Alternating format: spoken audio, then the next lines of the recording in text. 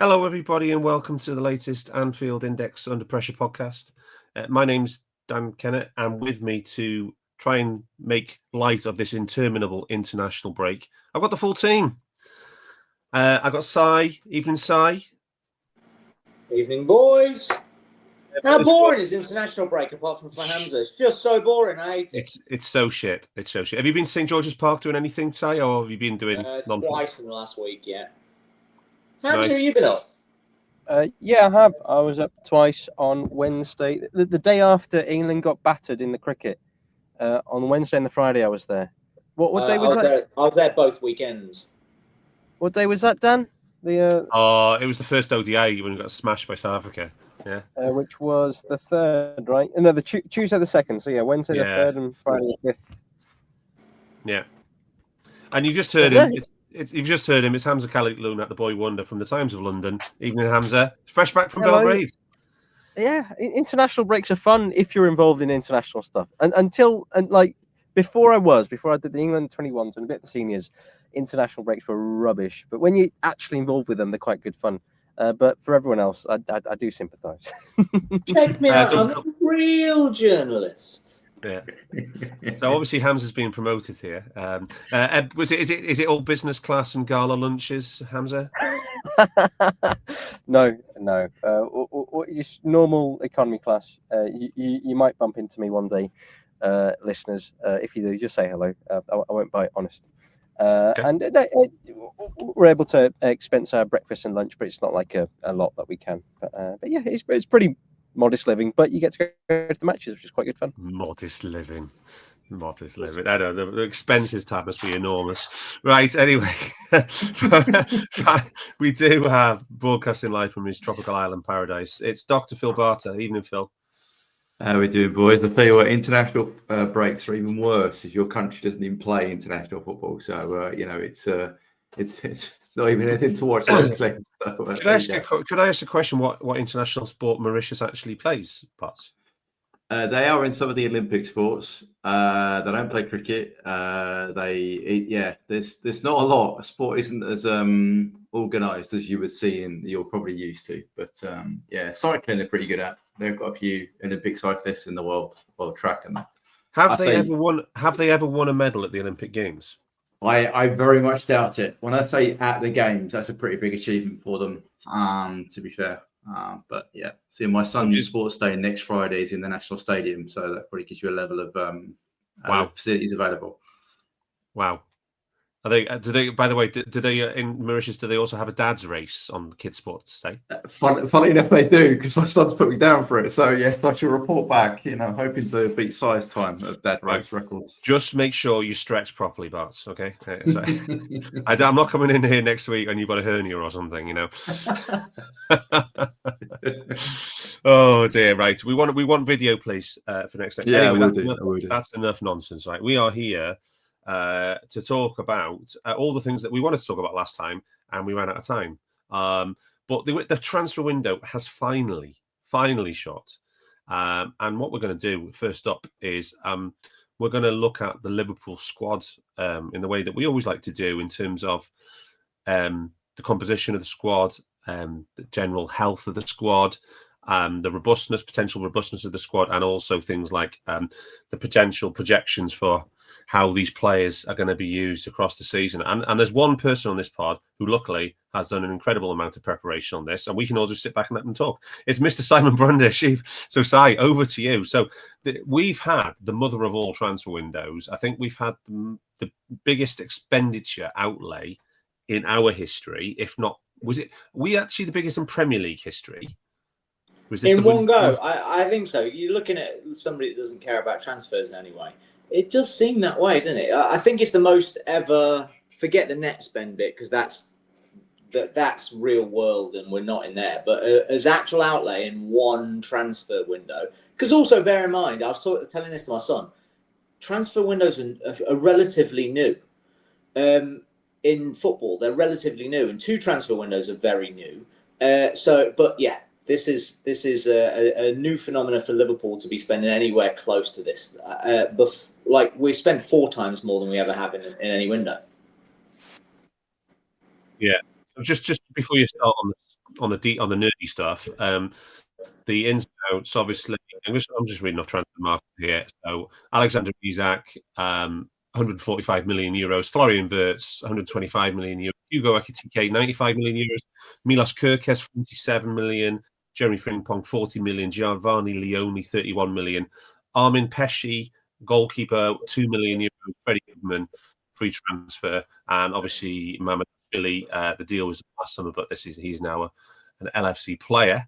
And then the departures, we let Luis Diaz, 70 million. Darwin Núñez, 53 million euros.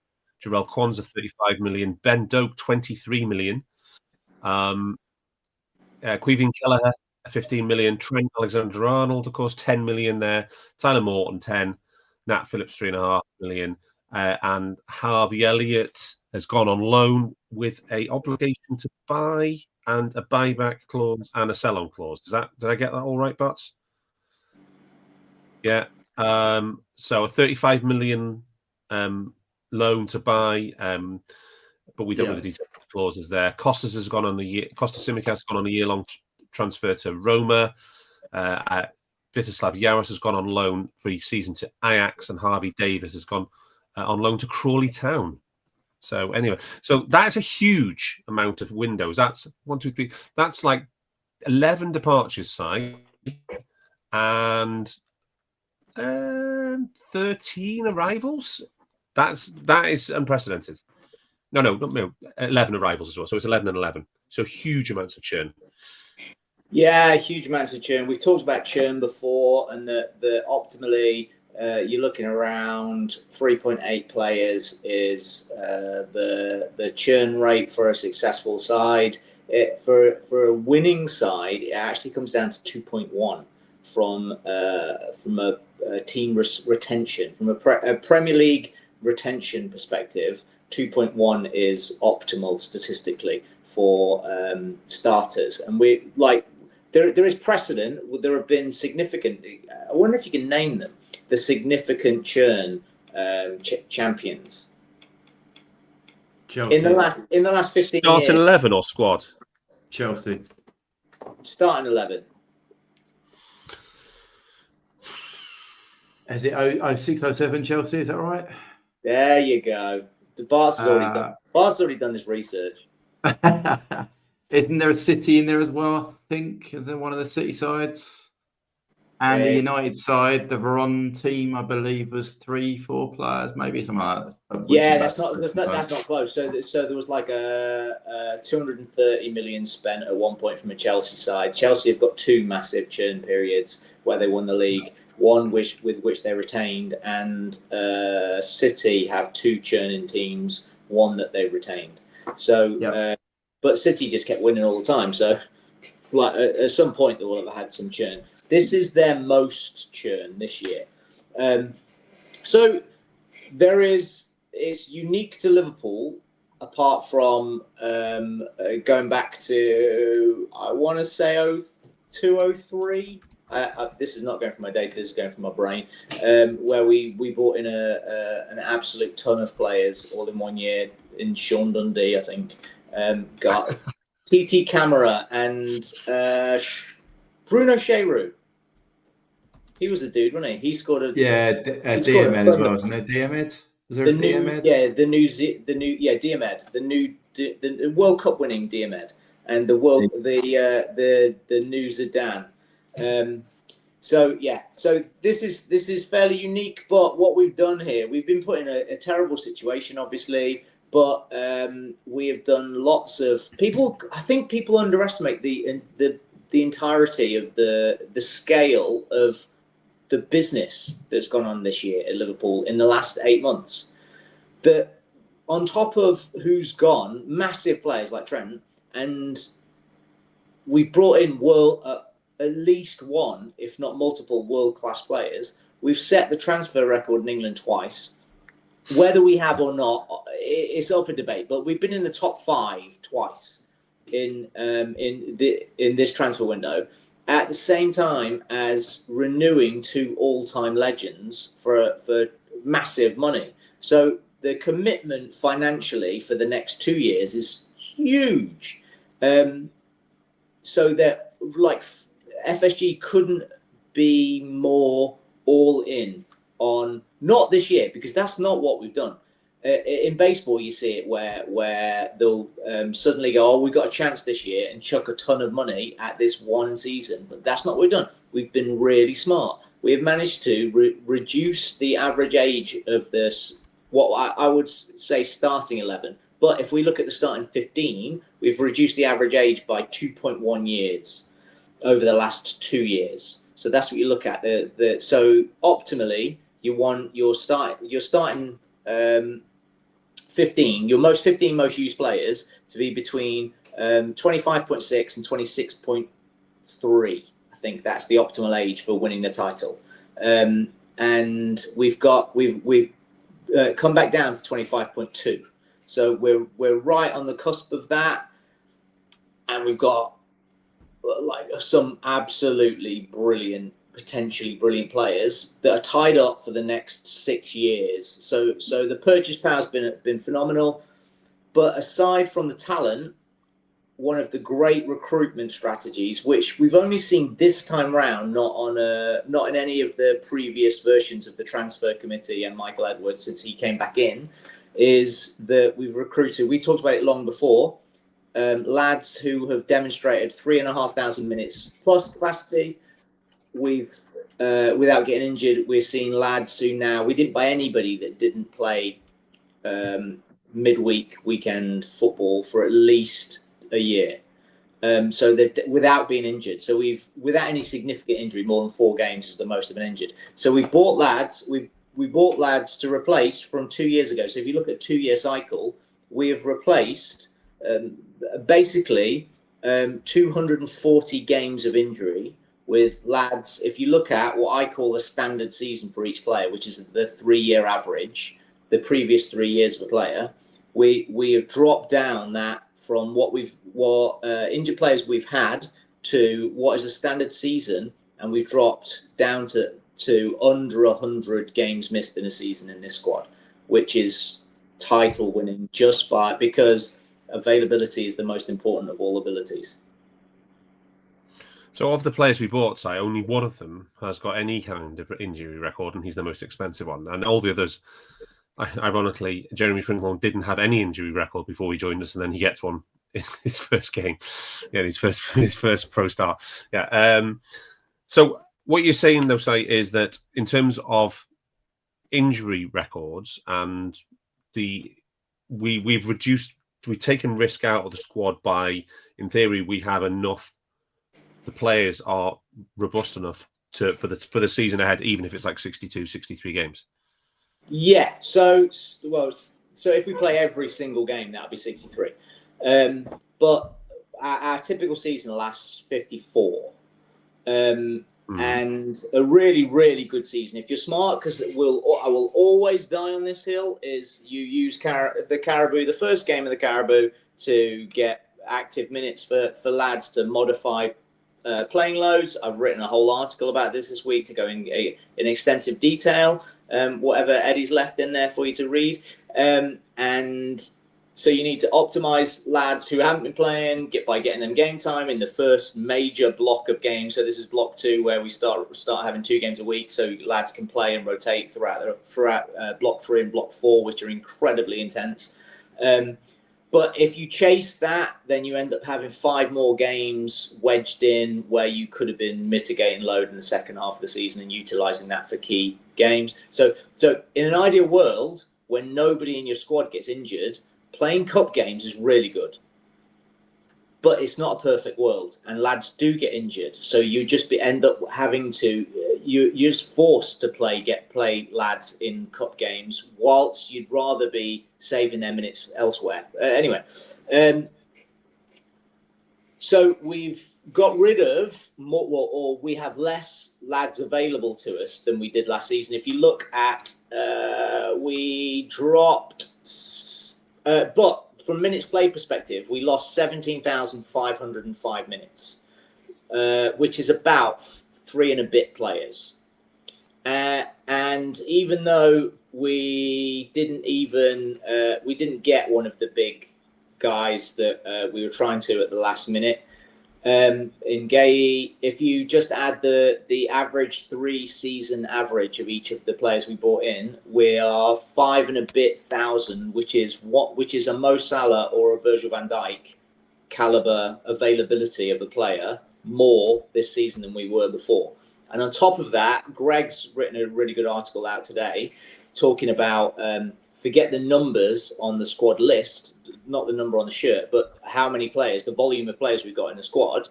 Last season, it doesn't matter what they were last season because there were a bunch of them that weren't actually, let's say, productive assets. That Slot wasn't picking a bunch of lads. So he's replaced those with guys, really high-priced ones, but people he's selected. Forget the price. He's selected. So he's going to use them. So what we're going to see is a higher proportion of minutes spread out between really, really good players, but within a functioning system that he has selected, which will reduce the intensity, and they can be way more strategic about freshness and rotation and optimizing performance. So hopefully we don't get one of two things that we've seen in the last 5 years. A dip, a lag in output, in performance, in optimal performance in the second half of the season, the final third of the season for sure, or massive injury crisis. And we won't get any of those, hopefully, because we can strategically rotate, seeing freshness drop, we can get other players in there we can focus around getting lads. I would look at about 5% below their typical weekly season average that they've done in their previous career, that they've demonstrated a capacity for, so we can create an optimal environment for them to produce at their highest level. So let me play that important bit back, because you're saying that just based on how much the players who've left have played on the average season and how much the players who've arrived has played in an average season, we've added 5,500 more minutes of availability. Yeah, that's a good thing. So that's a very good thing. We only have 2 players that ever play that much. Yes. The 2 most important players. Yeah. But on top of that, I would like the 5,000 minute season for Virgil or Mo, which is their average. That you've got for Virgil at least, you've got 12 or 1,400 minutes, which are for international. And what we've added to this is 5,000 more club minutes available to Liverpool. So that's better than a Virgil or a Mo caliber availability. Yeah, it's pretty special.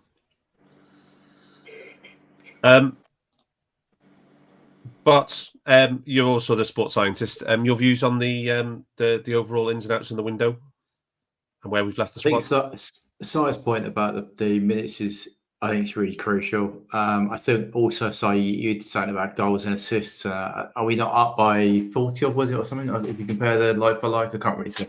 But it's 43 or 48. 48. More 48. There you go. So we're up.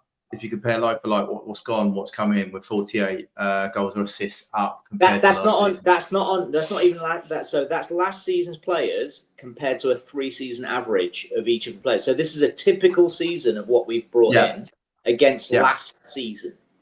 Yeah. So again, that's the phenomenal recruitment strategy. I think we can all look at it and go, it makes sense where we've made the moves. Yes, all right. I think we can all sit here and we're hoping the biggest signing produces 3,000 minutes. That's probably something we're all wishful for. But in terms of the areas we've recruited, the age we've recruited, the homegrown nature, like Frimpong's a great deal for me at £30 million for a homegrown player who's only going to get better. I think this is a really smart strategic move. But the key thing Si said right at the beginning, which I've said as well in other pods, is Slot is going to use these players because he trusts them. We had players last season, he wasn't playing. He purposely shrunk his squad last season because he didn't trust them. Then now, by the fact that he's picked these players, we now have, people might say, he likes to work with a small squad. Maybe he does, but he's now working with a smaller squad that he trusts all of them rather than just 15. And I think that could be a really important point. I'm going to play devil's advocate on this because, well, actually, no, I don't think it's devil's advocate because I think that's something I believe in. Is that one of the reasons why you have a squad of 22 players, and he was very simple in his approach. Whereas he had the best 11 players, and if they were available, he picked them. You plan, yeah.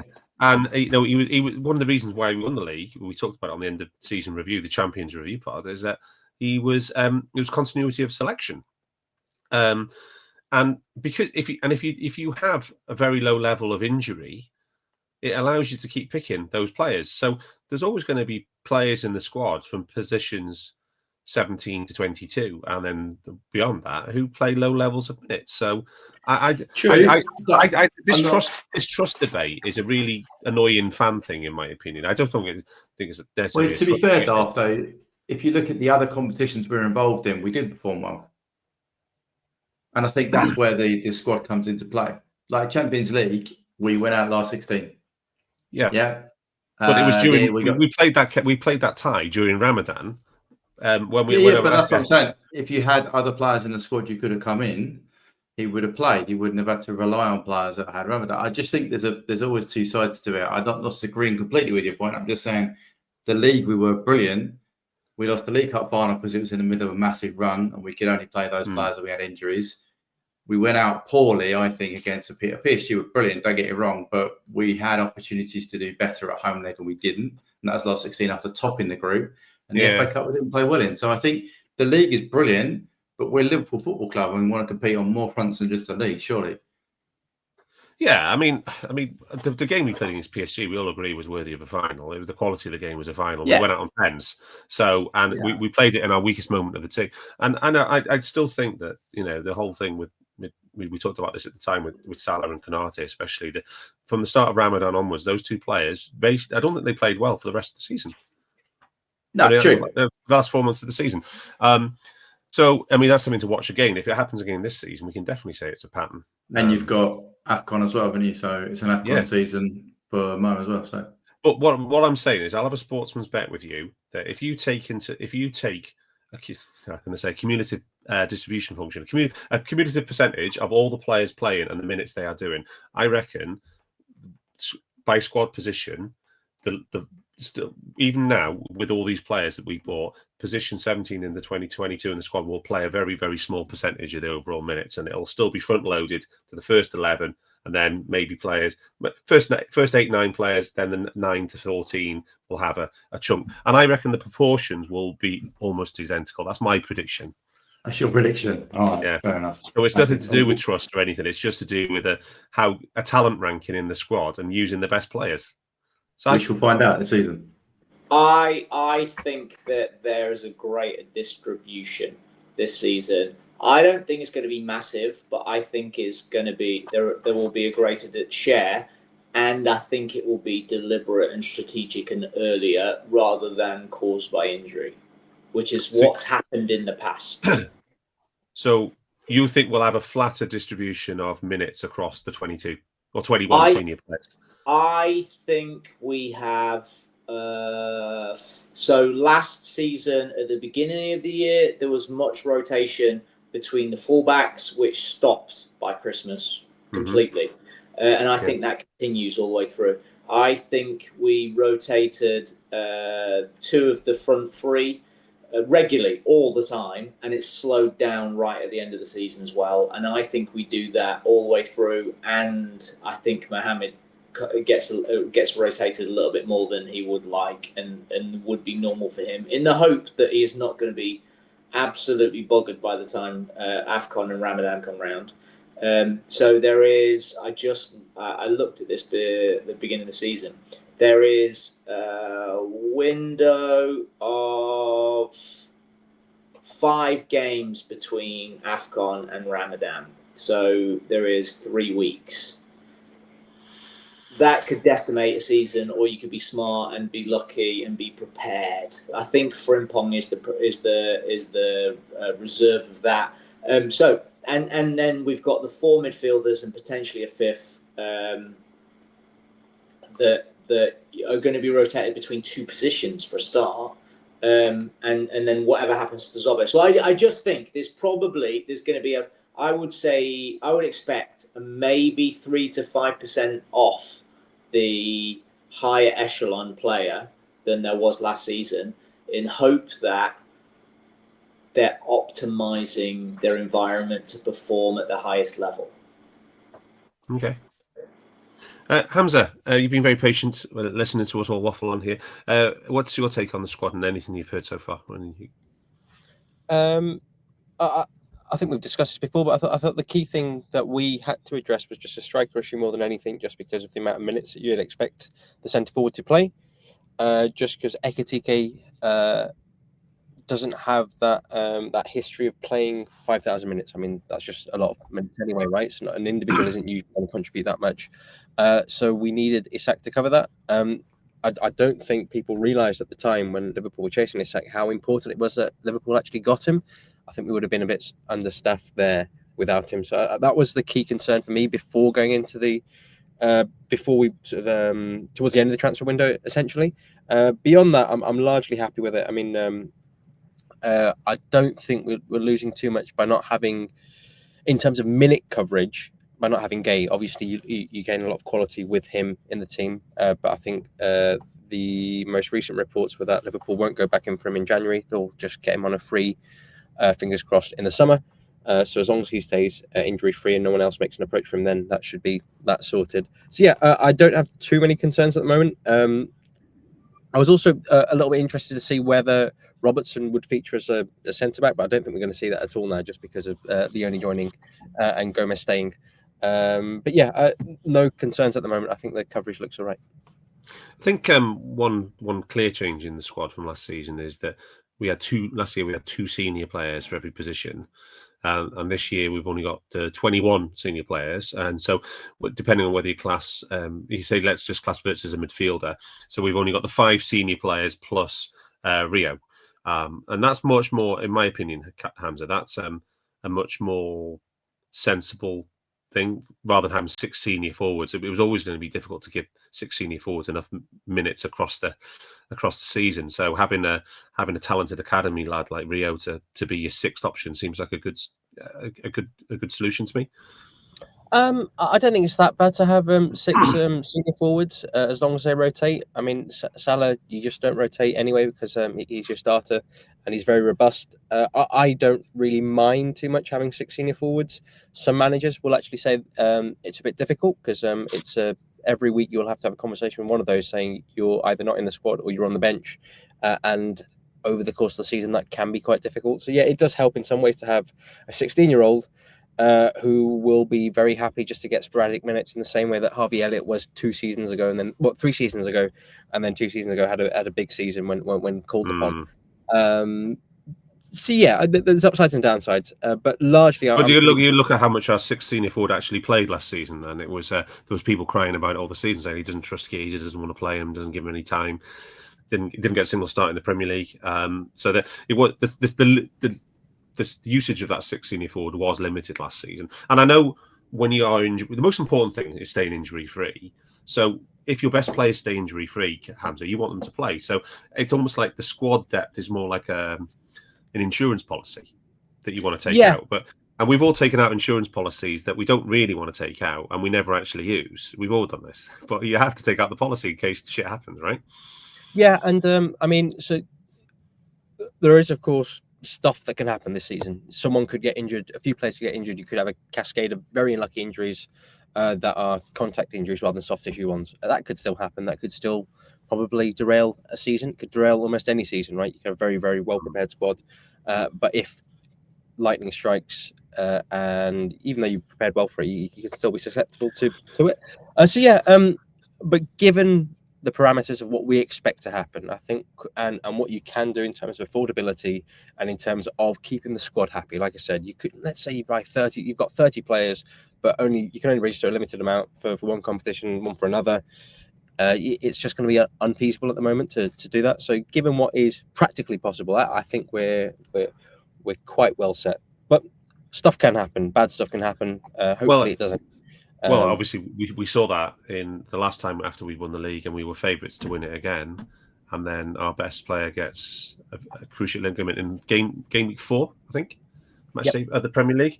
And I mean, if that same thing happened again this season, I'm going to put it out there now that we will not. If Virg gets another ACL in game week 4 against Burnley, we aren't going to win the Premier League this season. It's just as simple as that, because he is so massively important. You can't. Yeah, there's no possible way you can replace what he does, because as you eloquently did it on the last pod, you know, whatever style of team you will want to play in, Virgil van Dijk will be the best centre back in the Premier League.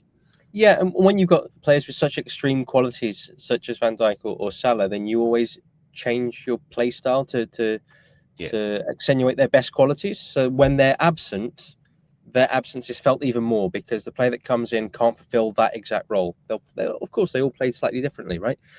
So an injury to a key player, be it Van Dijk or Salah or Alisson or Gravenberch or Szoboszlai, may have a bigger effect than you may immediately think, because there's a lot of quality in the squad, and that may require the team to be rejigged in some way. But that again, that's true of all teams ever, right? You've got key players who are more key than other key players. There's always a ranking, Hamzah. Yeah, and to some extent you can prepare, but other times you just got to keep your fingers crossed and hope that their record and your recruitment in terms of availability will see you through the season. So there is always a little bit of luck, well, more than a little bit of luck involved. But yeah, we've prepared, I think, quite well. So last one on the squad, Sai and Dr. Barts. So we broke your red flag rule this summer, Sai, with 2 players, because we've signed 2 centre forwards who have shown no capacity to play Saturday, Wednesday, Saturday. What are your thoughts on that? And when you've got players who haven't demonstrated that in the past, how on earth do we go about getting them in a position to play Saturday, Wednesday, Saturday?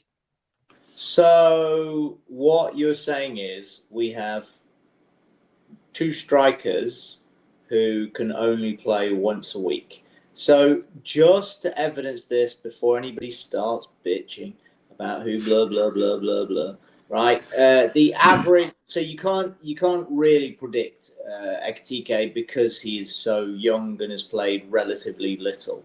And he had his biggest season by far last season with 3,600 minutes, which is very nice. And how old is he? 23.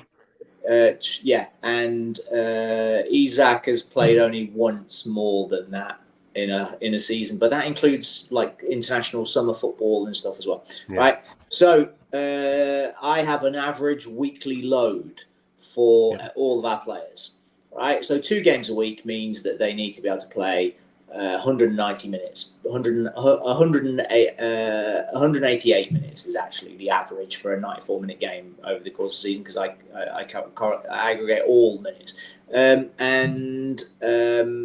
Between the 2 of them, they average 82 minutes for Isak and 51 for Ekitike in their previous 3 years. So the typical season for them.